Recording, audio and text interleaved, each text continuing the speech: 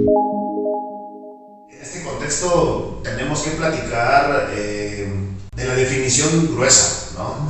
De la definición gruesa, rígida del asunto, porque pareciera que hablar de seguridad alimentaria, hablar de la disponibilidad de estos recursos alimenticios, bastaría con preguntarnos la relación con el hambre y con comer en sus conceptos, ¿no? ¿Por qué como? Pues por hambre, ¿no? Pero usted puntualizaba una pregunta al inicio del curso, y la verdad es que me agradó mucho esa pregunta, y básicamente era: ¿quién se ha ido a dormir con hambre?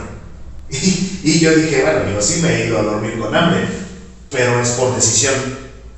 Pues que el hambre está presente lamentablemente en todas las sociedades, en todos los países, en todos los continentes, en todos los estados, en todos los municipios, en todas las regiones, en todas las colonias.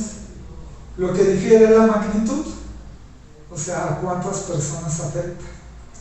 Y lo que difiere es la temporalidad, si es de larga o de corta duración. Pero por donde quiera que se le vea, el hambre es una circunstancia indeseable. Indeseable, que no debería de haber personas que estuvieran padeciendo hambre de manera involuntaria. Como tú bien lo dices, bueno, yo me he ido a acostar con hambre, pero me imagino que te has ido a acostar por hambre porque no quisiste cenar o porque te dio flojera levantarte a comer. Pero hay otra hambre más problemática. Otra hambre que lacera la conciencia de los individuos, de quienes tenemos conciencia, Claro. ¿no?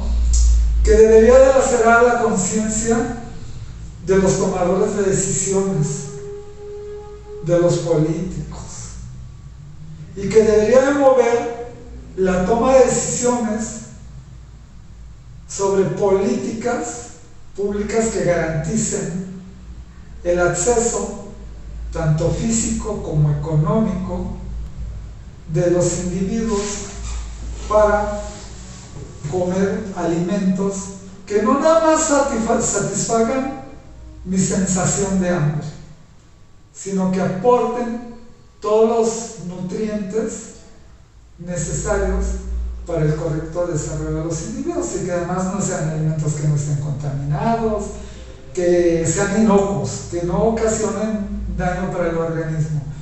Lamentablemente, las asimetrías sociales, las desigualdades, las inequidades sociales, como han sido llamadas, nos permiten ver, como te decía yo, entre continentes hay una diferencia muy significativa, y la mayor magnitud del hambre y de la inseguridad alimentaria y nutricional afecta principalmente el continente africano, o los países latinoamericanos no se quedan atrás, dado que el hambre está muy asociada a la pobreza.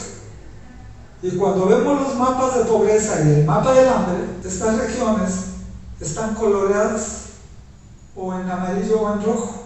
Afecta en mayor o menor magnitud, pero está presente en las grandes ciudades, en las zonas de la periferia de las ciudades, asociadas a un escaso poder adquisitivo, porque puede haber alimentos suficientes en un lugar determinado, pero la gente no tiene para comprarlos, ¿no? Ya sin entrar al tema de nutritivos y saludables. Claro, la primera pregunta es hambre. Es hambre y comida, ¿no? Principalmente. En el desarrollo comunitario tenemos una confusión, porque muchos pensamos desarrollo comunitario rural. Comunidades son rurales, pero lo puntualizas muy bien. Para nosotros, el término de comunidad no va solamente en personas, en seres humanos, sino que también tenemos comunidades vegetales, tenemos comunidades animales y, por supuesto, las humanas, ¿no?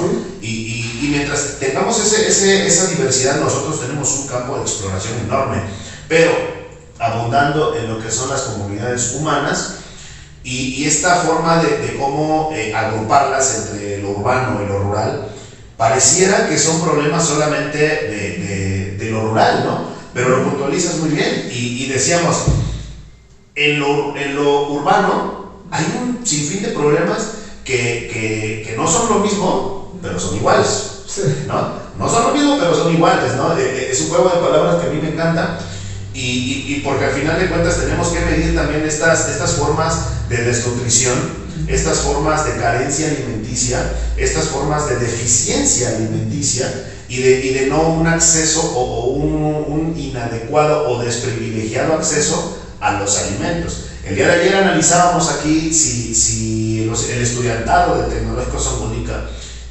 sufre o no sufre por seguridad alimenticia en la escuela, ¿no? Y algunos traerán su lonche, algunos no, algunos tienen que andar buscando el tiempo para la comida. Todo eso juega un papel importante al momento de hablar de la alimentación, es decir, el simple hecho de meter comida a nuestra boca, masticarlo, convertirlo en bolo alimenticio y llevarlo al sistema. Ya después viene la nutrición. Ahora sí, maestro, platicando de esto, la siguiente tónica es seguridad alimentaria, urbana o rural.